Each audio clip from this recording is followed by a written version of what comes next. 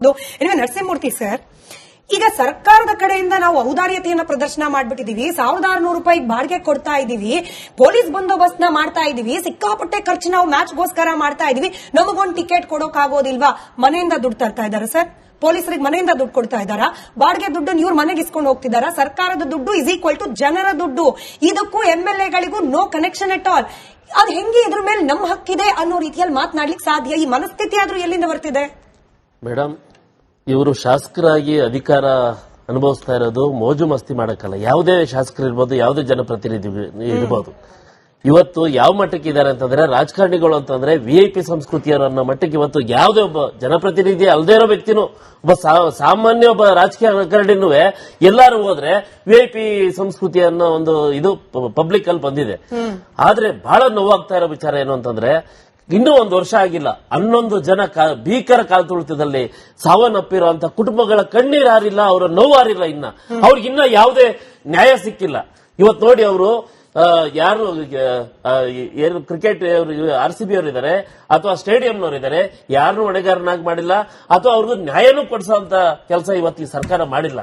ಆದ್ರೆ ಇವತ್ತು ಈ VIP ಸಂಸ್ಕೃತಿ ನಮ್ಗೆ, ನಮ್ಮ ಕುಟುಂಬದವರಿಗೆ ನಮ್ಗೆ ಟಿಕೆಟ್ ಬೇಕು ಅಂತಂದ್ರೆ ಯಾವ ಕ್ರೀಡೆ ಇದೊಂದು ಜೂಜಾಟ ಅಂತ ನಾನು ವೈಯಕ್ತಿಕವಾಗಿ ಹೇಳ್ತೀನಿ. ಯಾರು ಏನೇ ಅಭಿಪ್ರಾಯ ತಿಳ್ಕೊಳ್ಳಿ, ಇದೊಂದು ಜೂಜಾಟ. ಎಷ್ಟು ಯುವ ಜನತೆ ಸಾಯ್ತಾ ಇದ್ದಾರೆ, ಎಷ್ಟು ಯುವ ಜನತೆ ಈ ಜೂಜಾಟಕ್ಕೆ ಬಿದ್ದು ಮನೆ ಮಠ ಕಳ್ಕೊತಾ ಇದ್ದಾರೆ. ಇವತ್ತು ಎಷ್ಟು ಜನ ಆಸ್ತಿಗಳನ್ನ ಮಾರ್ಕೋತಾ ಇದ್ದಾರೆ. ಈ ಪ್ರತಿ ವರ್ಷ ಈ IPL ಬಂತು ಅಂದ್ರೆ ಎಷ್ಟು ಜನ ಯುವ ಜನತೆ ಹಾಳಾಗ್ತಾ ಇದ್ದಾರೆ. ಇದನ್ನ ನಿಲ್ಲಿಸೋದು ಅಥವಾ ಇದಕ್ಕೆ ಬೇರೆ ಏನಾರು ಇದನ್ನ ತರದ್ ಬಿಟ್ಟು ಇವರು ಚರ್ಚೆ ಮಾಡ್ಬೇಕಾಯ್ತದ ವಿಚಾರ. IPL ಅನ್ನ ಮಾರಕ ಒಂದು ಇದನ್ನ ತಡೆಯುವಂತ ಕೆಲಸ ಮಾಡ್ಬೇಕಾಯ್ತು. ಇದೇನು ರಾಷ್ಟ್ರ ಪ್ರತಿನಿಧಿಸುವಂತದಲ್ಲ ಅಥವಾ ರಾಜ್ಯ ಪ್ರತಿನಿಧಿಸುವಂತ ಕ್ರೀಡೆ ಅಲ್ಲ.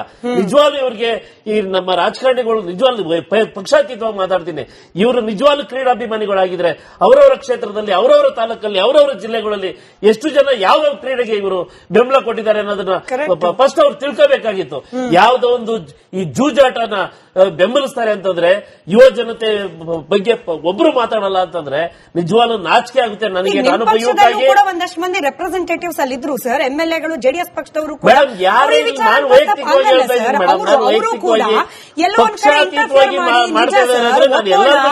ಒಪ್ಪೋಣ. ಬಟ್ JDS ಪಕ್ಷದ ಯಾವ ಶಾಸಕರು ಕೂಡ ಎದ್ದು ನಿಂತ್ಬಿಟ್ಟು ಜೂಜಾಟ ಅಂತ ತಡೀರಿ, IPL ಹೆಸರಲ್ಲಿ ನಡೀತಾ ಇರುವ ಬೆಟ್ಟಿಂಗ್ ಅನ್ನ ತಡೀರಿ, ಲೋಕಲ್ ಕ್ರೀಡೆಗಳನ್ನ, ಲೋಕಲ್ ಕ್ರೀಡಾಪಟುಗಳನ್ನ ನೀವು ಬೆಳೆಸಿ, ಹಿಂಗ್ಯಾರು ಮಾತನಾಡ್ದಂಗ್ ಕಾಣ್ಲಿಲ್ಲ ಸರ್. ಅವ್ರಿಗೂ ಫ್ರೀ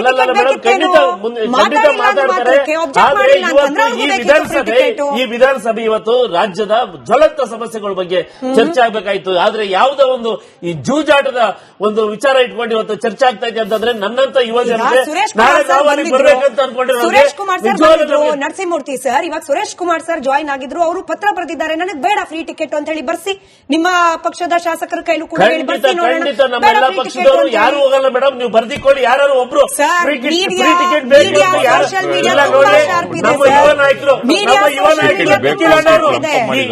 ಆಗಿದ ತಕ್ಷಣನೇ ಒಂದು ಟ್ವೀಟ್ ಮಾಡಿದ್ದಾರೆ. ನೀವು ನೋಡಿ, ನಮ್ಮ ಪಕ್ಷದಿಂದ ಯಾರಾದ್ರೂ ಒಬ್ರು ಫ್ರೀ ಟಿಕೆಟ್ಗೆ ಬೇಕು ಅಂತ ಯಾರು ಕೇಳಿದ್ರೆ ನೀವು ಅವಾಗ ಮಾತಾಡಿ. ಓಕೆ, ನೋಡೋಣ ಸರ್. ನರಸಿಂಹಮೂರ್ತಿ ಸರ್, ಈಗ ಸರ್ಕಾರದ ಕಡೆಯಿಂದ ನಾವು ಔದಾರ್ಯತೆಯನ್ನ ಪ್ರದರ್ಶನ ಮಾಡ್ಬಿಟ್ಟಿದೀವಿ. 1600 ರೂಪಾಯಿ ಬಾಡಿಗೆ ಕೊಡ್ತಾ ಇದೀವಿ, ಪೊಲೀಸ್ ಬಂದೋಬಸ್ತ್ ನ ಮಾಡ್ತಾ ಇದೀವಿ, ಸಿಕ್ಕಾಪಟ್ಟೆ ಖರ್ಚು ನಾವು ಮ್ಯಾಚ್ಗೋಸ್ಕರ ಮಾಡ್ತಾ ಇದೀವಿ. ನಮಗೊಂದು ಟಿಕೆಟ್ ಕೊಡೋಕ್ ಆಗೋದಿಲ್ವಾ? ಮನೆಯಿಂದ ದುಡ್ಡು ತರ್ತಾ ಇದಾರೆ ಸರ್, ಪೊಲೀಸರಿಗೆ ಮನೆಯಿಂದ ದುಡ್ಡು ಕೊಡ್ತಾ ಇದ್ದಾರಾ? ಬಾಡಿಗೆ ದುಡ್ಡನ್ನು ಇವ್ರು ಮನೆಗೆ ಇಸ್ಕೊಂಡು ಹೋಗ್ತಿದಾರಾ? ಸರ್ಕಾರದ ದುಡ್ಡು ಇಸ್ ಈಕ್ವಲ್ ಟು ಜನರ ದುಡ್ಡು. ಇದಕ್ಕೂ MLAಗಳಿಗೂ ನೋ ಕನೆಕ್ಷನ್ ಅಟ್ ಆಲ್. ಅದು ಹೆಂಗೆ ಇದ್ರ ಮೇಲೆ ನಮ್ಮ ಹಕ್ಕಿದೆ ಅನ್ನೋ ರೀತಿಯಲ್ಲಿ ಮಾತನಾಡ್ಲಿಕ್ಕೆ ಸಾಧ್ಯ? ಈ ಮನಸ್ಥಿತಿ ಆದ್ರೂ ಎಲ್ಲಿಂದ ಬರ್ತಿದೆ? ಮೇಡಮ್, ಇವರು ಶಾಸಕರಾಗಿ ಅಧಿಕಾರ ಅನುಭವಿಸ್ತಾ ಇರೋದು ಮೋಜು ಮಸ್ತಿ ಮಾಡಕ್ಕಲ್ಲ. ಯಾವುದೇ ಶಾಸಕರು ಇರ್ಬೋದು, ಯಾವುದೇ ಜನಪ್ರತಿನಿಧಿ ಇರ್ಬೋದು. ಇವತ್ತು ಯಾವ ಮಟ್ಟಕ್ಕೆ ಇದ್ದಾರೆ ಅಂತಂದ್ರೆ, ರಾಜಕಾರಣಿಗಳು ಅಂತಂದ್ರೆ VIP ಸಂಸ್ಕೃತಿಯವರು ಅನ್ನೋ ಮಟ್ಟಕ್ಕೆ ಇವತ್ತು ಯಾವುದೇ ಒಬ್ಬ ಜನಪ್ರತಿನಿಧಿ ಅಲ್ಲದೇ ಇರೋ ವ್ಯಕ್ತಿನೂ, ಒಬ್ಬ ಸಾಮಾನ್ಯ ಒಬ್ಬ ರಾಜಕೀಯ ರಾಜಕಾರಣಿನೂ ಎಲ್ಲಾರು ಹೋದ್ರೆ VIP ಸಂಸ್ಕೃತಿ ಅನ್ನೋ ಒಂದು ಇದು ಪಬ್ಲಿಕ್ ಅಲ್ಲಿ ಬಂದಿದೆ. ಆದ್ರೆ ಬಹಳ ನೋವಾಗ್ತಾ ಇರೋ ವಿಚಾರ ಏನು ಅಂತಂದ್ರೆ, ಇನ್ನೂ 1 ವರ್ಷ ಆಗಿಲ್ಲ, 11 ಜನ ಭೀಕರ ಕಾಲ್ತುಳಿತದಲ್ಲಿ ಸಾವನ್ನಪ್ಪಿರುವಂತ ಕುಟುಂಬಗಳ ಕಣ್ಣೀರು ಹಾರಿಲ್ಲ, ಅವರ ನೋವು ಹಾರಿಲ್ಲ. ಅವ್ರಿಗಿನ್ನ ಯಾವುದೇ ನ್ಯಾಯ ಸಿಕ್ಕಿಲ್ಲ. ಇವತ್ತು ನೋಡಿ, ಅವರು ಯಾರು ಏನು ಕ್ರಿಕೆಟ್ RCB ಅವರು ಇದ್ದಾರೆ ಅಥವಾ ಸ್ಟೇಡಿಯಂನವರು ಇದ್ದಾರೆ, ಯಾರನ್ನೂ ಹೊಣೆಗಾರನಾಗಿ ಮಾಡಿಲ್ಲ ಅಥವಾ ಅವ್ರಿಗೂ ನ್ಯಾಯನೂ ಕೊಡಿಸುವಂತ ಕೆಲಸ ಇವತ್ತು ಈ ಸರ್ಕಾರ ಮಾಡಿಲ್ಲ. ಆದ್ರೆ ಇವತ್ತು ಈ ವಿಐಪಿ ಸಂಸ್ಕೃತಿ ನಮ್ಗೆ ನಮ್ಮ ಕುಟುಂಬದವರಿಗೆ ನಮ್ಗೆ ಟಿಕೆಟ್ ಬೇಕು ಅಂತಂದ್ರೆ ಯಾವ ಕ್ರೀಡೆ ಇದೊಂದು ಜೂಜಾಟ ಅಂತ ನಾನು ವೈಯಕ್ತಿಕವಾಗಿ ಹೇಳ್ತೀನಿ. ಯಾರು ಏನೇ ಅಭಿಪ್ರಾಯ ತಿಳ್ಕೊಳ್ಳಿ, ಇದೊಂದು ಜೂಜಾಟ. ಎಷ್ಟು ಯುವ ಜನತೆ ಸಾಯ್ತಾ ಇದ್ದಾರೆ, ಎಷ್ಟು ಯುವ ಜನತೆ ಈ ಜೂಜಾಟಕ್ಕೆ ಬಿದ್ದು ಮನೆ ಮಠ ಕಳ್ಕೊತಾ ಇದ್ದಾರೆ. ಇವತ್ತು ಎಷ್ಟು ಜನ ಆಸ್ತಿಗಳನ್ನ ಮಾರ್ಕೋತಾ ಇದ್ದಾರೆ. ಈ ಪ್ರತಿ ವರ್ಷ ಈ IPL ಬಂತು ಅಂದ್ರೆ ಎಷ್ಟು ಜನ ಯುವ ಜನತೆ ಹಾಳಾಗ್ತಾ ಇದ್ದಾರೆ. ಇದನ್ನ ನಿಲ್ಸೋದು ಅಥವಾ ಇದಕ್ಕೆ ಬೇರೆ ಏನಾರು ಇದನ್ನ ತರದ್ ಬಿಟ್ಟು ಇವರು ಚರ್ಚೆ ಮಾಡ್ಬೇಕಾಯ್ತದ ವಿಚಾರ. IPL ಅನ್ನ ಮಾರಕ ಒಂದು ಇದನ್ನ ತಡೆಯುವಂತ ಕೆಲಸ ಮಾಡ್ಬೇಕಾಯ್ತು. ಇದೇನು ರಾಷ್ಟ್ರ ಪ್ರತಿನಿಧಿಸುವಂತದಲ್ಲ ಅಥವಾ ರಾಜ್ಯ ಪ್ರತಿನಿಧಿಸುವಂತ ಕ್ರೀಡೆ ಅಲ್ಲ. ನಿಜವಾಗ್ಲೂ ಇವ್ರಿಗೆ ಈ ನಮ್ಮ ರಾಜಕಾರಣಿಗಳು ನಿಜವಾಗ್ಲೂ ಪಕ್ಷಾತೀತವಾಗಿ ಮಾತಾಡ್ತೀನಿ, ಇವರು ನಿಜವಾಗ್ಲೂ ಕ್ರೀಡಾಭಿಮಾನಿಗಳಾಗಿದ್ರೆ ಅವರವರ ಕ್ಷೇತ್ರದಲ್ಲಿ, ಅವರವರ ತಾಲೂಕಲ್ಲಿ, ಅವರವರ ಜಿಲ್ಲೆಗಳಲ್ಲಿ ಎಷ್ಟು ಜನ ಯಾವ ಕ್ರೀಡೆಗೆ ಇವರು ಬೆಂಬಲ ಕೊಟ್ಟಿದ್ದಾರೆ ಅನ್ನೋದನ್ನ ಫಸ್ಟ್ ಅವ್ರು ತಿಳ್ಕೋಬೇಕಾಗಿತ್ತು. ಯಾವುದೋ ಒಂದು ಈ ಜೂಜಾಟನ ಬೆಂಬಲಿಸ್ತಾರೆ ಅಂತಂದ್ರೆ ಯುವ ಜನತೆ ಬಗ್ಗೆ ಒಬ್ರು ಮಾತಾಡಲ್ಲ ಅಂತಂದ್ರೆ ನಿಜವಾಗ್ಲೂ ನಾಚಿಕೆ ಆಗುತ್ತೆ ನನಗೆ. ನಾನು ಕೂಡ ಒಂದಷ್ಟು ಮಂದಿ ರೆಪ್ರೆಸೆಂಟೇಟಿವ್ಸ್ ಅಲ್ಲಿ ಇದ್ರು ಸರ್, MLAಗಳು, JDS ಪಕ್ಷದವರು ಕೂಡ. ನಾನು ವೈಯಕ್ತಿಕವಾಗಿ ಹೇಳ್ತಾ ಇದ್ದೀನಿ ಮೇಡಮ್, ನಾನು ವೈಯಕ್ತಿಕವಾಗಿ ಪಕ್ಷಾತೀತವಾಗಿ ಮಾಡ್ತಾ ಇದ್ದಾರೆ, ನಾನು ಎಲ್ಲರ ಬಗ್ಗೆನೂ ಮಾತಾಡ್ತಾ ಇದ್ದೀನಿ. ಬಟ್ JDS ಪಕ್ಷದ ಯಾವ ಶಾಸಕರು ಕೂಡ ಎದ್ದು ನಿಂತ್ಬಿಟ್ಟು ಜೂಜಾಟ ಅಂತ ತಡೀರಿ, IPL ಹೆಸರಲ್ಲಿ ನಡೀತಾ ಇರುವ ಬೆಟ್ಟಿಂಗ್ ಅನ್ನ ತಡೀರಿ, ಲೋಕಲ್ ಕ್ರೀಡೆಗಳನ್ನ, ಲೋಕಲ್ ಕ್ರೀಡಾಪಟುಗಳನ್ನ ನೀವು ಬೆಳೆಸಿ, ಹಿಂಗ್ಯಾರು ಮಾತಾಡ್ದಂಗ್ ಕಾಣ್ಲಿಲ್ಲ ಸರ್. ಮಾತಾಡ್ಲಿಕ್ಕೆ